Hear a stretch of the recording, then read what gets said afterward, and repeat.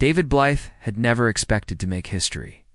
In fact, until a few months ago, he had been an ordinary man living in a small town on Earth. He had a quiet job as an accountant, a few close friends, and a passion for science fiction novels.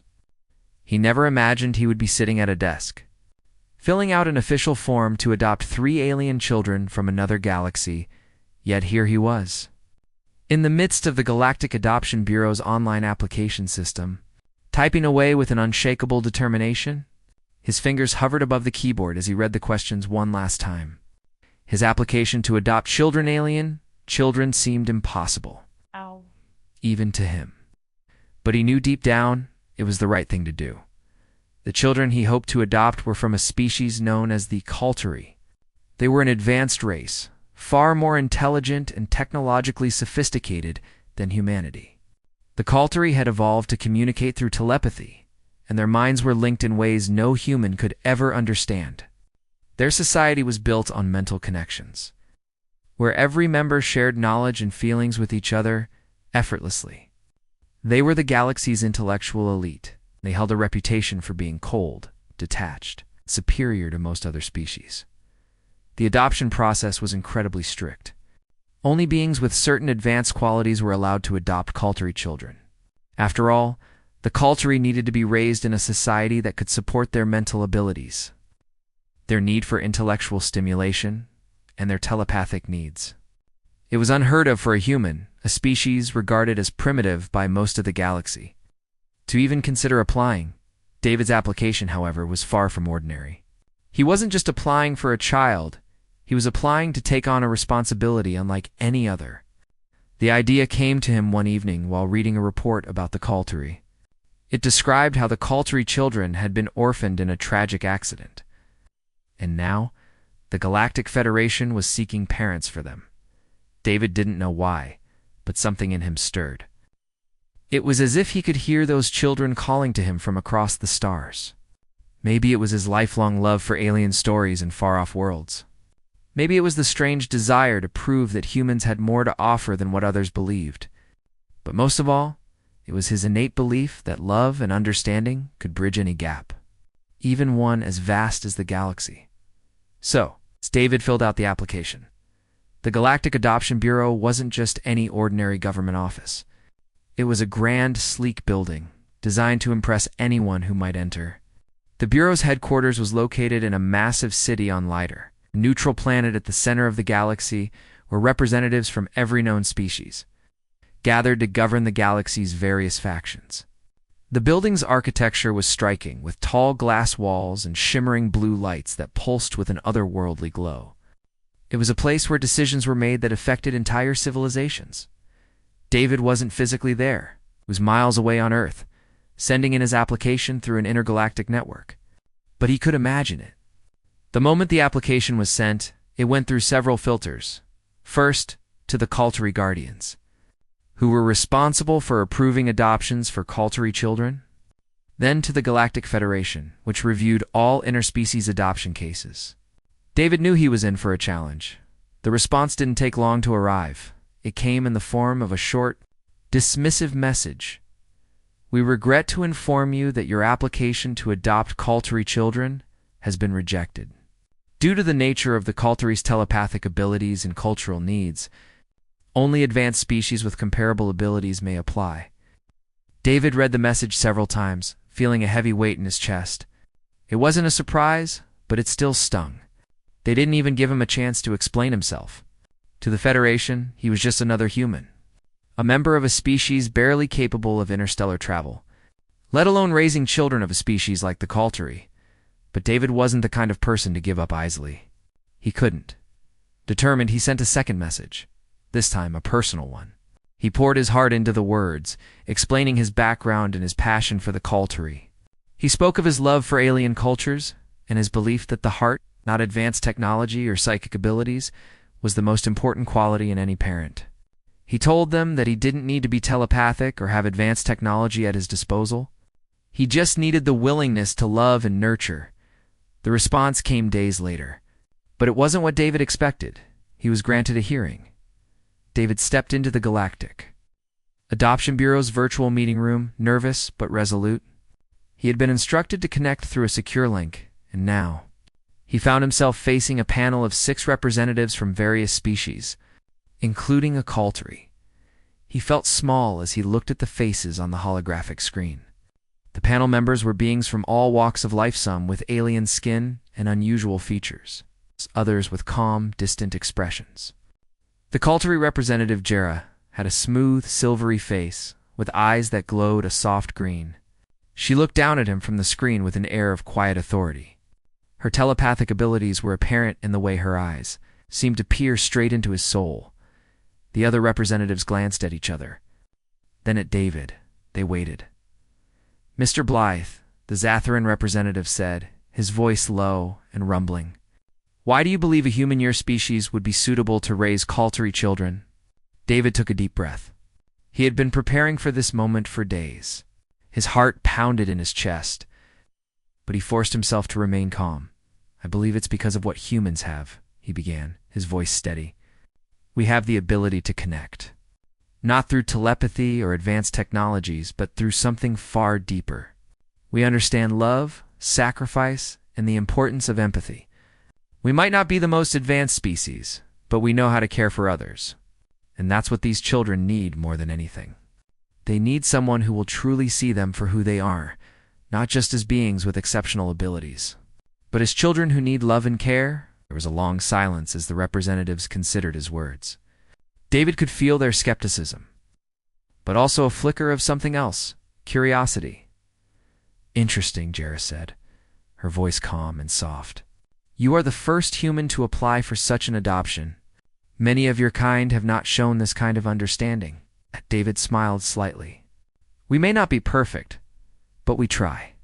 And if you give me a chance, I will do everything I can to prove that we are capable." The panel remained silent for a moment. Then the Zharan representative spoke again. "We will give you one chance, Mr. Blythe. One trial period. You will meet the children and be observed for a period of 3 months.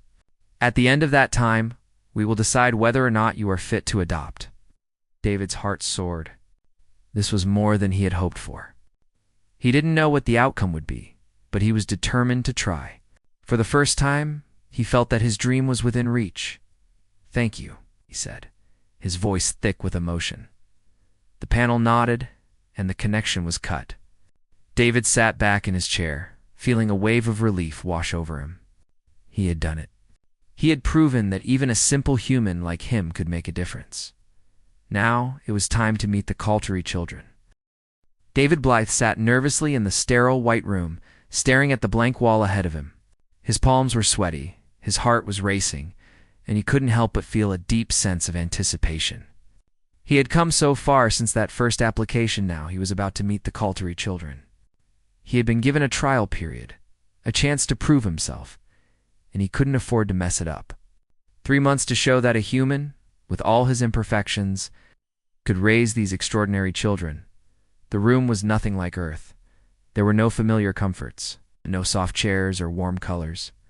It was a high-tech, cold environment, as if everything was designed to remind him how different this place was from the home he had known. The walls were smooth and metallic, lit by soft, pulsating lights that glowed faintly in the air. The floor beneath him was firm and clean, with no signs of wear or life. Everything was perfect. Everything except him. He ran a hand through his hair and sighed. How had he gotten here? This wasn't the kind of thing ordinary people did, even now. The other members of the Galactic Adoption Bureau were probably laughing at the idea of a human adopting Kaltari children. Humans were barely capable of intergalactic travel, let alone understanding the complex emotions and telepathic minds of beings as advanced as the Kaltari still. Here he was. A soft chime echoed through the room, signaling that the children were about to be brought in. David stood, trying to steady himself, wiping his palms on his pants. He could hear footsteps approaching, soft yet purposeful. The door slid open, and 3 figures stepped into the room. The children were not what he had expected. They were small, perhaps no older than 6 or 7 years in human terms, but their eyes were sharp, and their presence filled the room. They moved with a grace that reminded David of animals in the wild, their movements fluid and precise. Their skin had a faint silvery tint, and their eyes glowed a soft, translucent blue. It was clear they were not human, yet they felt familiar. The first to step forward was a girl, Vara. Her hair was long, white, and fine, almost ethereal, as if it were made of light itself. She stared at David with wide eyes that seemed to pierce through him. Her expression was unreadable. But there was a quiet intelligence in her gaze that made David feel small. The second was Nico, a boy with short, spiky hair and a lean build. His posture was defensive, and he stood slightly apart from the others, his arms crossed over his chest. He had a stubborn look on his face, as if he didn't want to be here, didn't want to be around a human. The third child. Lyra was the youngest, and she looked the most uncertain. Her small form trembled slightly as she looked around, her big eyes darting from David to the other children. Her skin shimmered like liquid silver in the low light, and she seemed to be constantly adjusting to the new environment, as if she wasn't sure where she was or what was happening. David swallowed. He had spent so many nights thinking about this moment, but now that it was here, he wasn't sure how to begin. He had never been a father before, let alone the father of 3 alien children. He crouched down to their level, trying to appear less intimidating. "Hi there," he said softly, offering them a smile. "My name is David. I'm here to be your parent, if that's all right." Vara didn't respond. Instead, she tilted her head slightly, studying him. Nico snorted and muttered something under his breath that David didn't quite catch. Lyra remained silent, her eyes wide with curiosity, but her posture still held a trace of fear. David felt the weight of their gaze. He couldn't just stand there like a nervous fool. "I know this must be strange for you," he said, his voice steady despite his growing nervousness. "But I want you to know that I'm here to help you. I don't know everything about you or your people, but I promise I'll do my best to understand." The silence stretched on, and David began to wonder if this was a mistake. Maybe he wasn't cut out for this after all. Maybe the children could sense how unsure he was, and that's why they hadn't responded. Finally, Vara spoke. Her voice was soft, almost a whisper, but it cut through the tension like a blade. "Why do you care?" she asked, her words directed at him. "Why would a human want to take care of us?" David blinked in surprise. He had expected silence, not a question. He wasn't prepared for this. But he had to answer. "Because I believe everyone deserves love," he said quietly. "I know you've been through a lot, and I can't undo what's happened. But I want to be there for you. I want to help you heal if you'll let me." There was a pause as the children processed his words. For a moment, none of them moved. Then Nico scoffed, his arms still crossed. "You're just a human. What do you know about us? You can't even understand our minds. You can't even understand how we feel." David's heart sank. He could feel the truth in Nico's words. It was hard for him to even imagine what it would be like to be one of them. He couldn't hear their thoughts, couldn't share their memories. He wasn't telepathic, wasn't anything like them. But he didn't back down. "You're right. I don't understand everything about you. But I understand what it's like to feel lost, to feel like no one sees you. I've felt that way too. I may not know exactly what you're going through, but I do know that I want to be someone you can trust." Vara was still studying him, her piercing eyes fixed on his face. Lyra, on the other hand, had moved closer to him, her small hands clutched together nervously. She didn't say anything, but her wide eyes seemed to soften as she watched him. "I don't expect you to trust me right away," David continued, "but I'll earn it. I'll show you. If you give me a chance, I'll prove it." A long silence filled the room, and David began to wonder if the children would ever open up. He had never been a father, never known what it was like to raise children, let alone alien children with powers far beyond his comprehension. He felt small, insignificant, but then something unexpected happened. Vara stepped forward, her eyes not quite as guarded as before. "What happens if we don't trust you?" she asked, her voice quieter now. David smiled gently, his heart swelling at her question. "If you don't trust me, that's okay. I won't force you. I'll just be here, and I'll be patient. I know it won't be easy. I know you're scared, and I'm scared too. but I'll never give up on you. I promise. Vara studied him for a long moment, and then, without another word, she turned to Nico. The two children exchanged a glance, one that David couldn't quite understand. But he knew there was something there. Maybe they were communicating in a way that didn't require words. Or maybe they were just figuring him out in their own way. Finally, Lyra took a small step forward, her tiny voice breaking the silence. I think we can try, she said softly. David's heart skipped a beat. He had never felt so relieved in his life. He didn't know what the future would hold, but in that moment, it felt like a small victory. Thank you, he whispered, his voice thick with emotion, and just like that, the trial had begun. The first few days of David's trial, as the adoptive parent of the Kaltari children, were not what he had expected. He had imagined that the hardest part would be the initial meeting, the moment of first contact. But in reality, that had been the easiest. It was the days that followed, the quiet moments in between, were the true test. David wasn't sure what to do with the children. They were so different from human kids. They didn't need to be entertained the way humans did. They didn't cry for attention or constantly demand his time. Instead, they were quiet, distant, and often lost in their own thoughts. He would come home from work each day to find them sitting silently. Their eyes focused somewhere far beyond him, somewhere he couldn't reach. There were no tantrums or arguments, but there were also no smiles or laughter. Vara, Nico, and Lyra seemed like shadows of their former selves, trapped in a world that was no longer their own. At night, he would sit at the small dinner table with them, trying to engage them in conversation. But it was clear that they didn't want to talk. They didn't want to share anything with him. Not their thoughts, not their feelings, not their fears.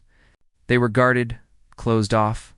It was as if they were waiting for something, waiting for him to prove he was worthy of their trust. One evening, after dinner, David sat alone in the small living room, his mind racing. He had been patient with them. He had been kind. But now, as the days dragged on, he could feel something slipping away.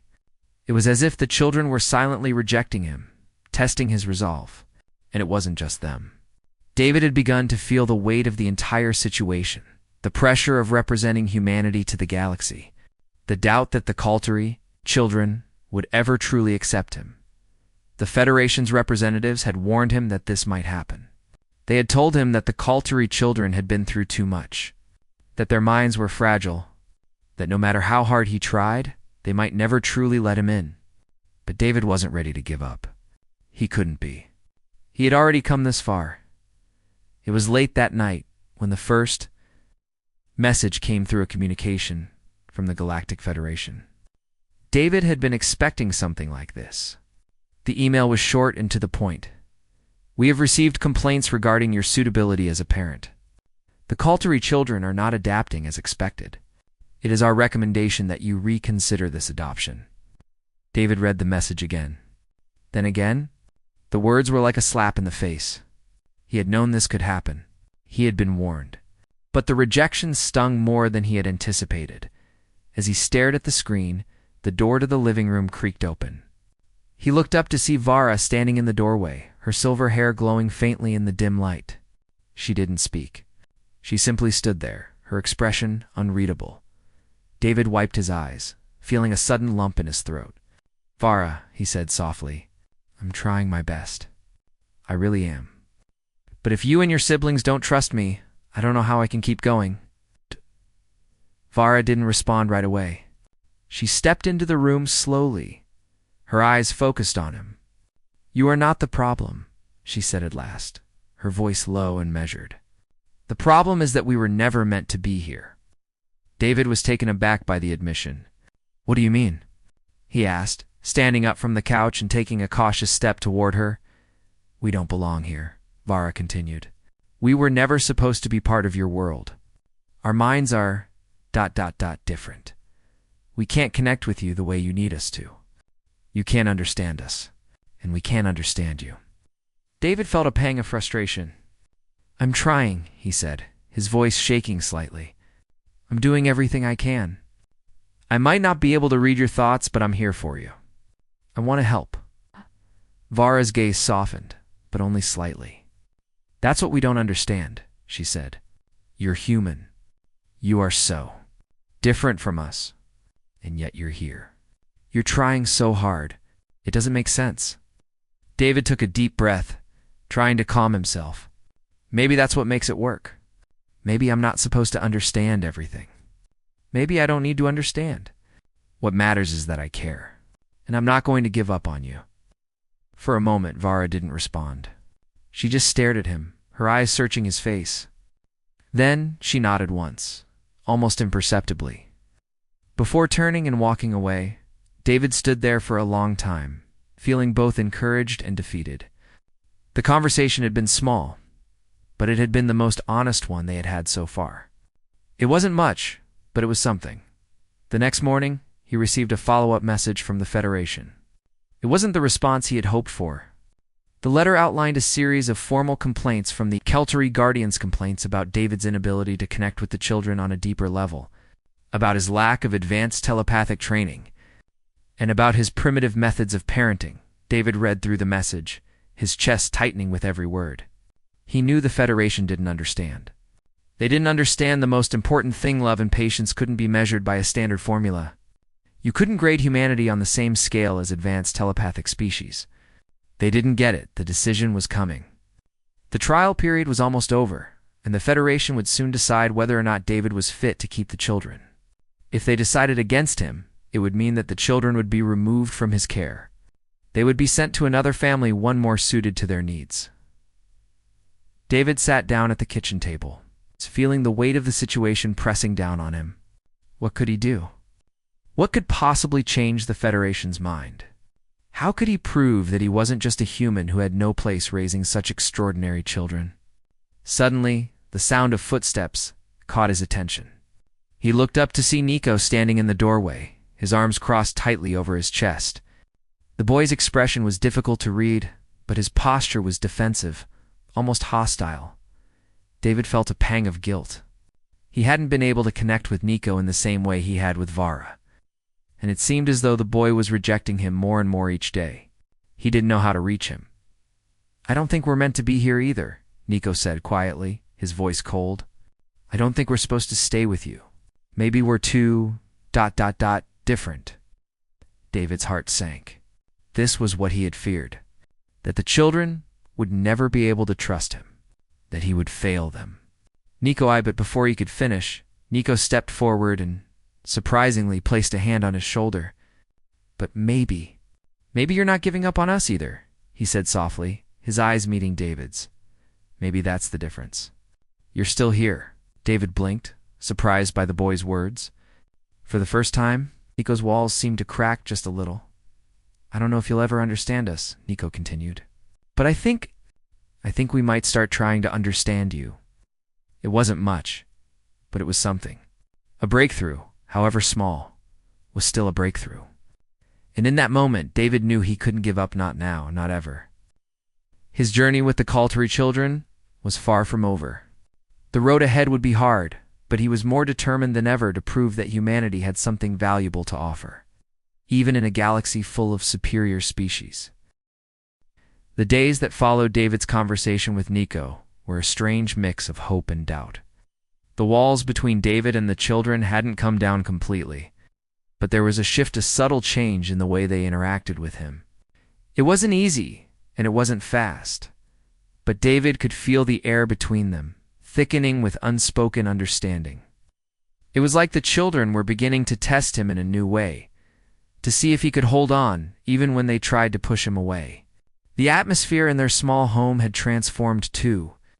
Where there was once a cold silence, there was now the occasional quiet conversation.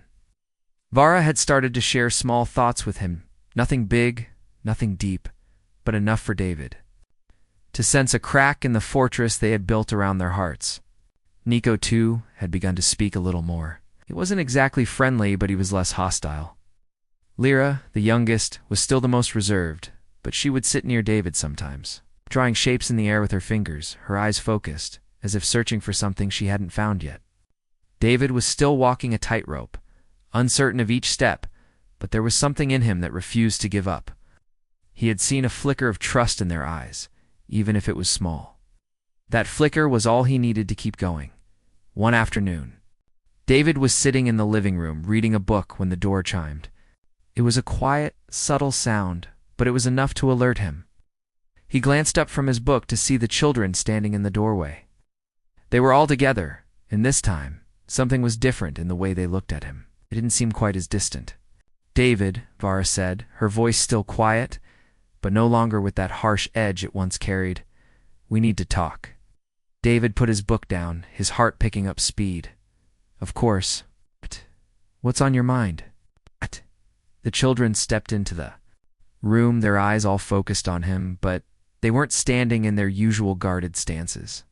Instead, they were facing him as a group, almost as if they had come to a decision together. For the first time, David felt like they were truly seeing him not just a human trying to care for them, but as someone they could possibly trust. "We've been thinking," Nico said, his arms still crossed, but his posture was less defensive, "and we've realized something. Could this be the moment? Could they finally be ready to take the next step? We don't have to be the same as you," Vara said, her voice steady. "We don't have to share the same thoughts or memories, but we can learn from you." David's heart swelled at her words. "I don't need you to be the same as me," he said quietly. "I just need you to know that I'm here for you. I'll help however I can, no matter how long it takes." Lyra, who had been standing in silence until now, took a small step forward. Her voice, when it came, was hesitant but clear. Maybe we've been wrong," she said softly, looking up at David. Maybe you're not so different from us after all." David's chest tightened with emotion. The words he had longed to hear, the breakthrough he had been hoping for, were finally coming from their lips. It felt like everything had shifted in that one moment, a world of barriers collapsing. "You're not alone," Nico said. "We're not alone." David stood up, a smile spreading across his face, despite the tears that threatened to well up in his eyes. He had come so far. They had come so far. "I won't ever leave you," David said, his voice thick with emotion. "You don't have to face this alone. I'm here, and I'll always be here." That afternoon was a turning point, not just for the children, but for David as well. The barriers between them were beginning to crumble, and he could sense that. The children were starting to understand something important, that the love he offered them wasn't based on what they could do for him, but on what they could be with him. It wasn't about fitting into a mold. It was about giving each other the freedom to grow, even if that meant taking small, tentative steps. For the next few weeks, the children slowly began to open up more. It was subtle at first, with little things: Vara offering to help him cook dinner, Nico asking him about his life back on Earth, and Lyra sitting beside him during their quiet nights, her eyes more focused on him than ever before. The silence between them was beginning to ease. It wasn't perfect. There were still moments of uncertainty, moments when the children would retreat back into themselves. But the walls that had once separated them were weakening.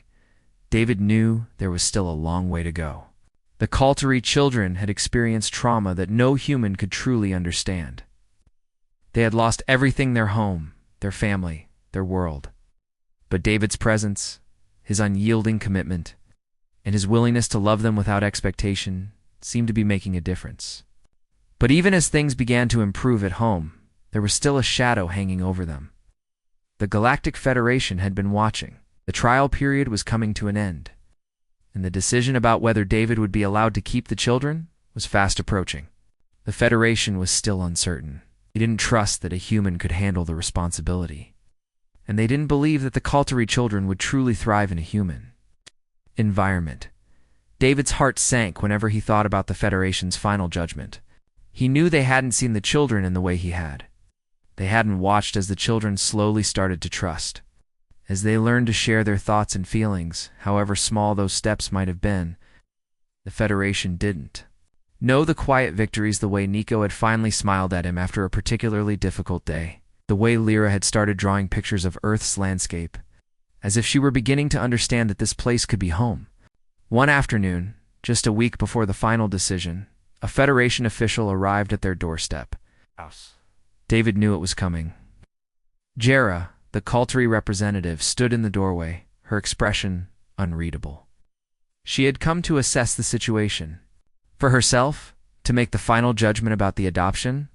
"Mr. Blythe," she said, her voice soft but firm, "I'm here to evaluate the progress of the children. I will be observing them closely for the next several days." David nodded, his stomach tightening. "I understand. Please take whatever time you need." Jera entered the house, and David led her to the living room, where the children were waiting.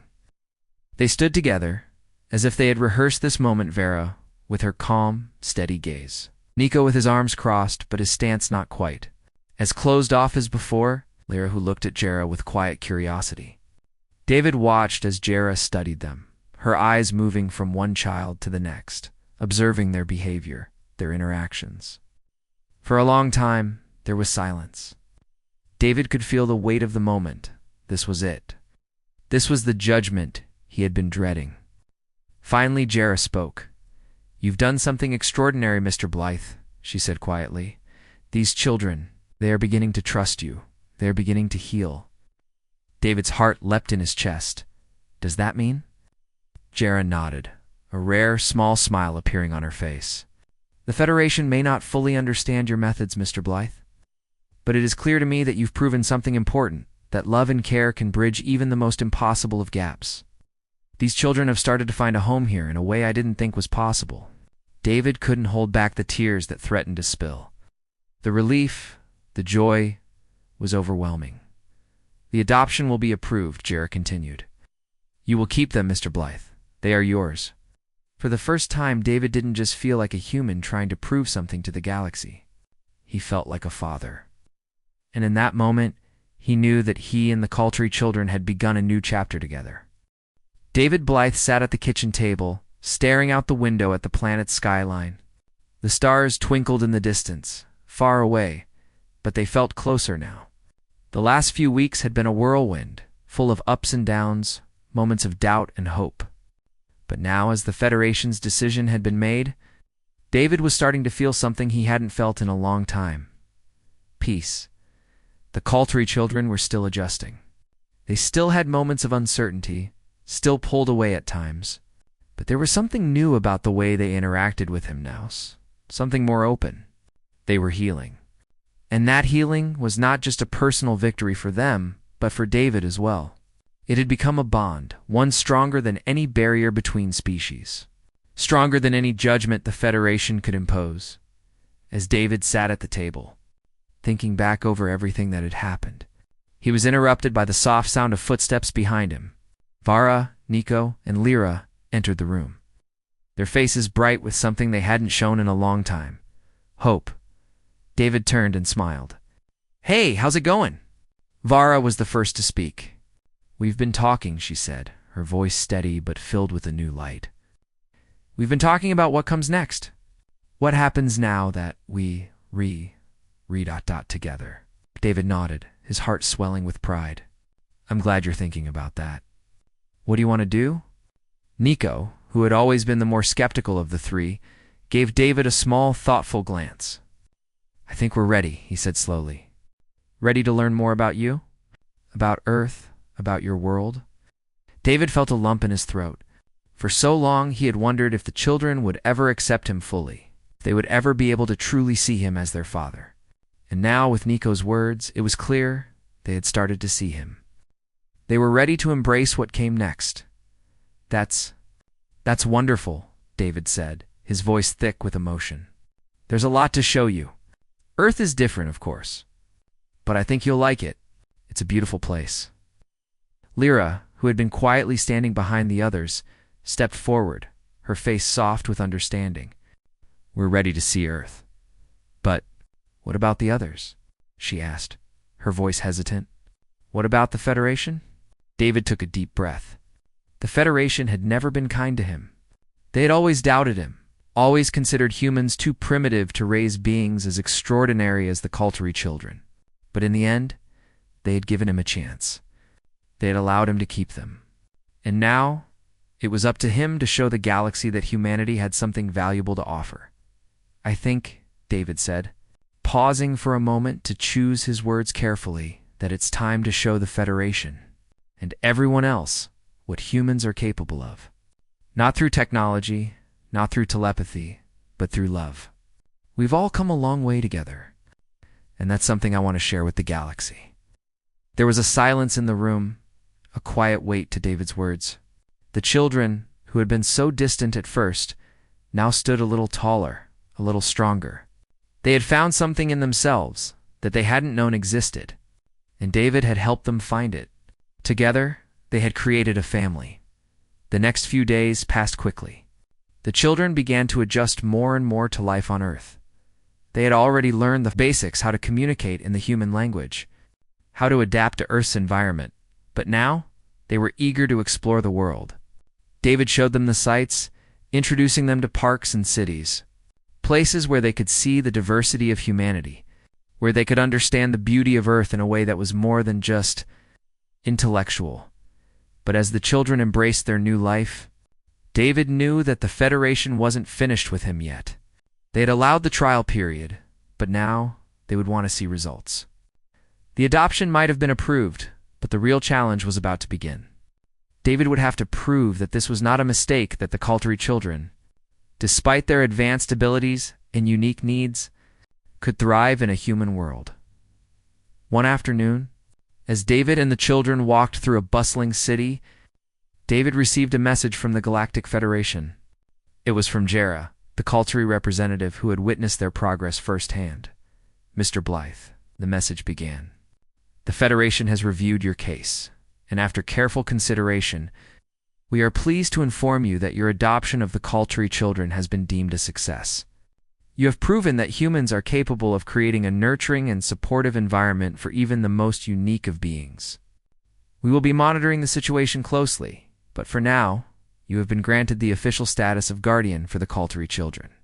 Congratulations." David stared at the message, his heart racing. The words seemed almost too good to be true. The Federation, the same organization that had once laughed at him, was now acknowledging his success. He had done it. They had done it. He turned to the children, who were standing by his side, looking up at him with expressions of curiosity. Their faces were still so young, so uncertain, but now there was something more in their eyes. Something that wasn't just the distance of the past, but the possibility of a future. "I guess you've heard the news," David said, his voice a little shaky. "We did it. The Federation is on our side." Vara, Nico, and Lyra exchanged glances, their faces softening. Then Vara spoke. "We knew you could do it," she said quietly. "We always knew you could. You never gave up on us. Even when we didn't believe." David smiled, tears welling in his eyes. "I couldn't give up on you. Not when I knew what we could be." The children stepped forward, and for the first time, David felt the full weight of what they had become together. It wasn't just that they were an adoptive family. They'd become something more. They had become proof that love could break down any barrier, no matter how impossible it seemed, in the weeks that followed. The Federation began to recognize the significance of what David had accomplished. Representatives from other species came to visit, to see for themselves how humans had managed to form such a unique bond with the Kaltari children. They watched as David and his family moved through their days, as the children learned and grew, slowly starting to understand the complexities of the human world. The Federation, once skeptical, was now intrigued. David wasn't just the human who had adopted the Kaltari children. He was a symbol of something greater. He was the living proof that humanity had something to offer the galaxy, something no other species had, an unmatched capacity for love, for empathy, and for connection. David knew there was still much to do. There would be challenges ahead, there always would be, but now, for the first time, he felt like he was no longer fighting alone. He had his family by his side, and the galaxy was starting to see that humans were capable of more than they had ever imagined, as he watched the children laugh together in the park, running through the grass as if they had been doing it their whole lives.